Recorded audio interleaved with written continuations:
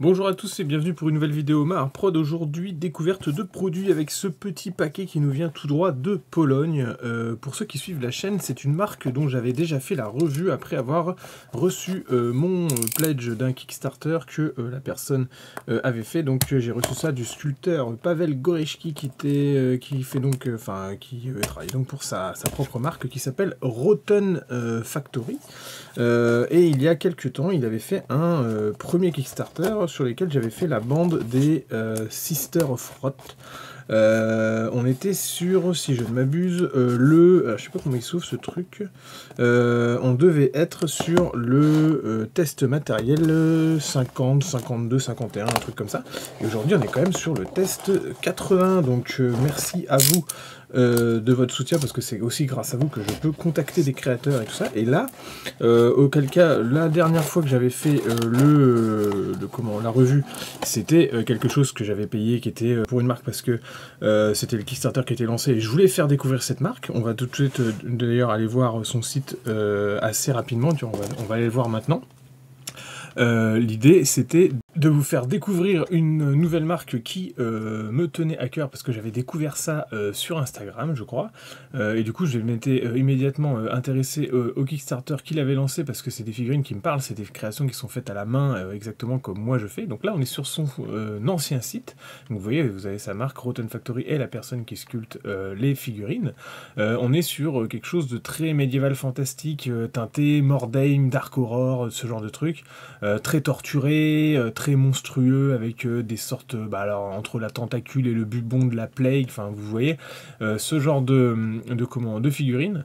Là, si tout est out of stock, c'est bien évidemment parce qu'en fait il va relancer un nouveau Kickstarter qui va faire une nouvelle gamme de figurines entière, et cette fois c'est lui qui m'a contacté parce qu'il avait beaucoup apprécié ma première vidéo, et il m'a contacté en disant écoute, ça m'intéresserait que tu refasses une vidéo sur les créations que je vais sortir, et normalement, alors je crois, si j'ai bien compris, que ce sont donc toutes ces figurines-là qui vont permettre la création de nouvelles bandes et de conversion à partir de ces figurines. Donc là, le site, il est un petit peu édulcoré, évidemment, parce que vous imaginez bien, alors vous voyez, il avait fait plein de bandes différentes, donc Barbarian, Cult of Rot, etc. Moi, c'était les Cult of Rot que j'avais fait, donc c'était normalement des figurines assez féminines, voilà, j'avais dû avoir ça.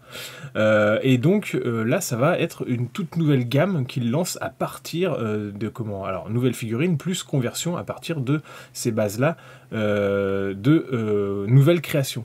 Donc on va directement aller voir son nouveau lien. Donc voilà, on retrouve le site sur Kickstarter. Donc vous voyez, on a les bases de figurines qui sont, alors j'imagine par exemple les bases grises que vous voyez là sont des bases de figurines qui sont déjà produites, sur lesquelles on est venu customiser les figurines pour en faire des nouvelles. Donc là par exemple on a un nouveau cultiste avec une nouvelle sculpture qui est donc la partie rouge d'une pâte de sculpture que je ne connais pas là comme ça, je ne pourrais pas vous la citer, mais qui est de type résine verte ou ce genre de choses. Et l'idée va être de créer des nouvelles figurines à partir de tout ça pour pouvoir faire des nouvelles factions. Donc là vous avez Rotten Factory présente 18 nouvelles miniatures qui viendront en tirage résine. On est sur des créations artisanales, donc sculpture à la main, puis tirage silicone et moulage silicone et tirage résine. Craft in the moment of transformation, donc du coup modifié à partir d'existants pour faire de nouvelles figurines. Alors je vous remets la caméra dessus, on va tout de suite immédiatement découvrir ce qu'il m'a envoyé. Donc voilà, j'ai un petit mot, donc ça doit être de l'anglais, parce que si c'est du polonais je vais avoir beaucoup de mal à le lire. J'aimerais vous remercier et tout ça, merci, et je ne peux attendre d'avoir votre avis sur ces prototypes. Donc voilà, alors je ne sais absolument plus ce qu'on avait convenu qu'il m'avait envoyé. Il m'avait dit en gros tu peux prendre tout ce que tu veux. J'ai évidemment décliné l'offre parce que c'est des choses que je vais pas forcément avoir le temps de faire, donc je voulais vous en parler, ça me permet de faire une vidéo, et moi ça me permet d'avoir une petite bande par exemple pour des mini-jeux genre Forbidden Psalm ou des trucs Dark Horror comme c'est. J'ai pas pris toute la gamme, j'ai pris des choses qui vont être très différentes les unes des autres, et puis qui me plaisaient, pour pouvoir vous montrer un petit peu l'étendue des types de sculptures qu'il va y avoir ensuite dans le Kickstarter. Alors c'est que des nouvelles figurines. Donc voilà, vous voyez, elles sont déjà produites, donc même s'il parle de prototype dans son petit courrier, je pense que tout ce que vous aurez sera de toute façon identique à ce que j'ai là aujourd'hui dans les mains. Donc voilà, j'ai pris, par exemple, je prends au hasard, hein. Ici on a une figurine comme ça, là, de sorte de fou, donc avec le tricorne bien connu là des fous. Donc vous avez les petites comment dire, les petites manches du chapeau qui sont là à installer en haut. On est sur un tirage résine de qualité, ça se voit au niveau du tirage parce que le tirage est très lisse, la sculpture est très jolie. On est sur un vrai 28 mm hein, pour ceux qui se demandent. Par exemple, si je mets un Space Marine à côté, vous allez voir qu'on est vraiment très, enfin le Space Marine est très grand à côté, ce qui fait que si par exemple ici je mesure aux yeux comme ce qu'il faut faire pour déterminer une taille.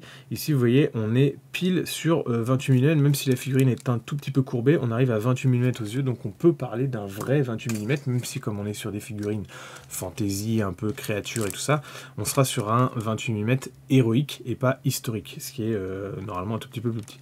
Donc là, on a ce fou qui a dans la main une espèce de sceptre avec une petite marionnette, et de l'autre côté, alors on se doute que ce fou est un petit peu teinté, on va dire, d'une faction un peu putréfiée, parce qu'il a l'air d'avoir des vêtements qui sont un petit peu troués et tout ça, et puis sa tête est un petit peu monstrueuse quand même, donc on se doute qu'il est peut-être un petit peu démoniaque. Il a une main qui a 4 doigts, alors que l'autre ici est à 5, donc c'est un petit peu spécial. Voilà, qu'est-ce que j'ai d'autre? Ici j'ai... vous voyez le petit personnage que je vous avais montré sur la page du Kickstarter, et c'est celui-là. Donc ça va permettre de voir un petit peu la qualité du tirage, si je vous fais un zoom correct. Donc on est sur une sorte de bourreau encapuchonné avec un corps très torturé, parce que on a des espèces de tentacules et certainement des bubons ou des yeux qui sortent de son gros ventre. Il a clairement une patte un peu démoniaque avec 3 doigts griffus, et puis après il a pas mal d'items autour de la taille. Il a une espèce de hachoir et puis tout un espèce de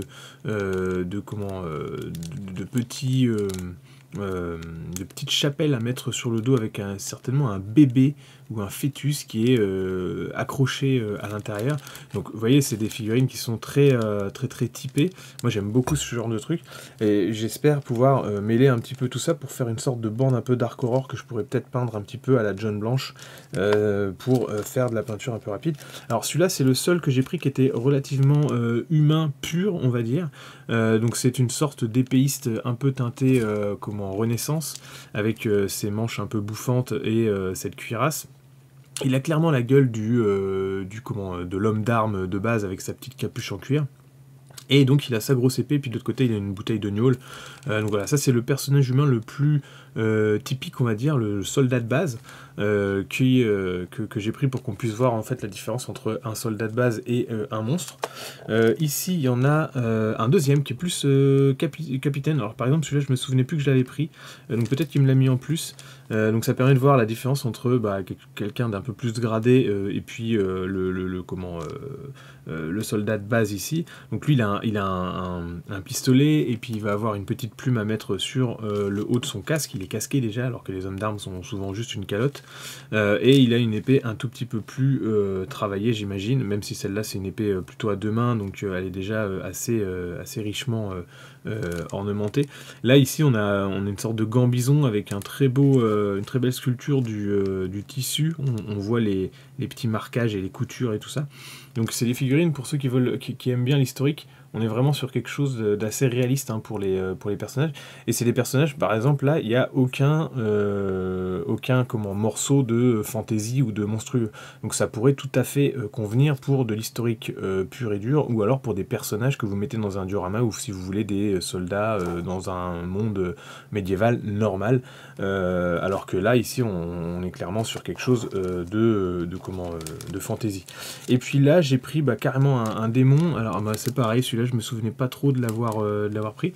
Je vais vous le sortir, comme ça on verra vraiment la différence entre des figurines 28 mm classiques de personnages à pied et un monstre qui doit normalement être légèrement plus gros.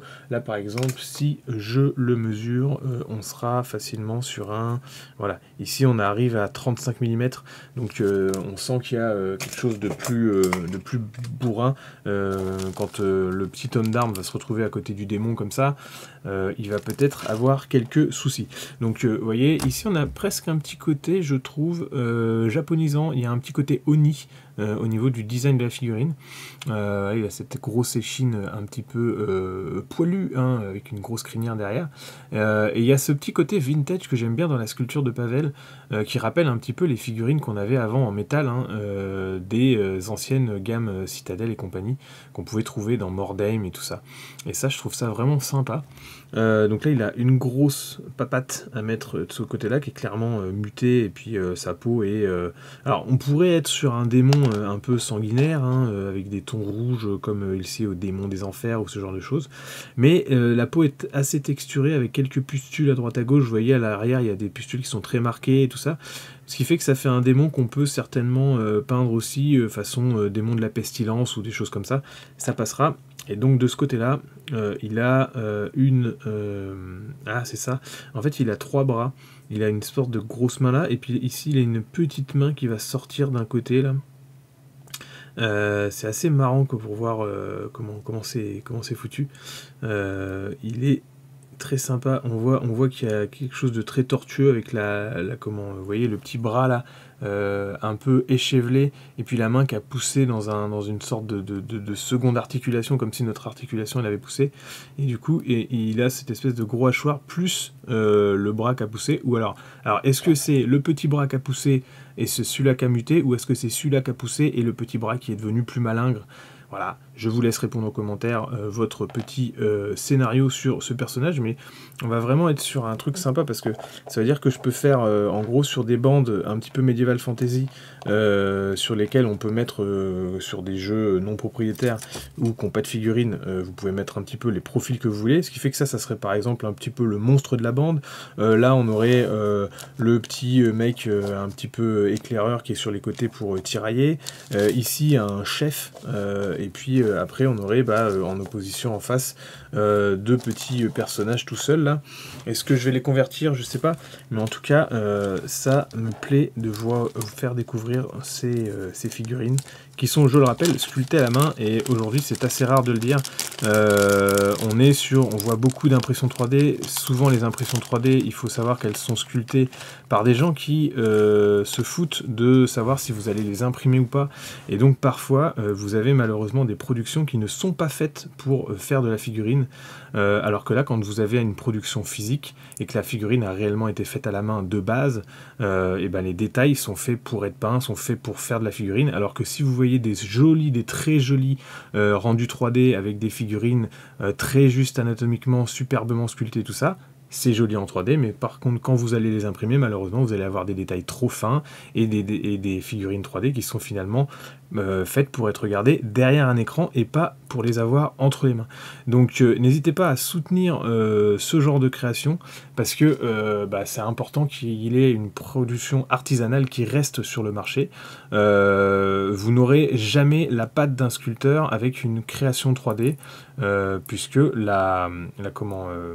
les outils 3D lissent malheureusement tout et ne permettent pas ces petits défauts finalement, si on va par là, qui font tout le sel de ces productions classiques et traditionnelles. Donc j'espère qu'en tout cas cette petite vidéo vous plaît pour découvrir une nouvelle gamme. Ici je vous avais fait une première revue avec des figurines très féminines. Ici on est sur des figurines très guerrières. Vous allez avoir de toute façon d'autres figurines qui vont sortir au cours de ce Kickstarter. Bien évidemment tous les liens sont en description, donc n'hésitez pas à aller voir les différentes productions de Rotten Factory, et puis abonnez-vous à sa page pour ne pas manquer le lancement de